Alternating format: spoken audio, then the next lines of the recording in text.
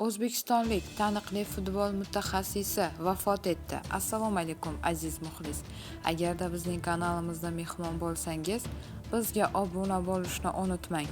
Bugun 18-aprel kuni uzoq yillar davomida turli jamoalarda murabbiylik bilan futbol rivojiga hissa qo'shgan mutaxassis Bahodir Davlatov 60 yoshida vafot etdi. Bu haqda O'zbekiston futbol assotsiatsiyasi matbuot xizmati xabar berdi.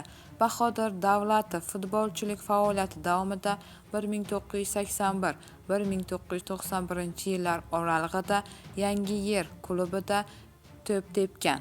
Futbolchilik faoliyatini yakunlaganidan so'ng u murabbiylikda ham faoliyat yuritgan. Davlatov Bekobodning Metallurg klubi murabbiy shtabi a'zosi edi. Qayd etish joiz, Bahodir Davlatov 2001-yilning Meksikada o'tgan 17 yoshgacha bo'lgan jahon chempionatida ishtirok etib, O'zbekiston terma jamoasi a'zosi Bobur Davlatovning otasi hisoblanadi, deyiladi xabarda. Bu xabarni barcha do'stlarimizga jo'natib qo'yamiz hamda videomiz ostida bir dona like tugmasini bosib qo'yishni unutmaymiz.